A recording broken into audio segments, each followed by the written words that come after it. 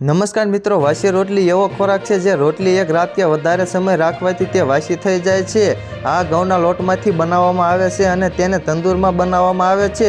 વાસી રોટલીને નાસ્તામાં વધારે ખાવામાં આવે છે। વાસી રોટલી ભારતમાં વધારે ખાવામાં આવે છે, ખાસ કરીને ગ્રામીણ વિસ્તારમાં નાસ્તા સ્વરૂપે ખાવામાં આવે છે અને દાળ શાક સાથે પણ ખાવામાં આવે છે। વાસી રોટલીનો ઉપયોગ સેન્ડવિચ કે રેપ બનાવવામાં પણ કરી શકાય છે।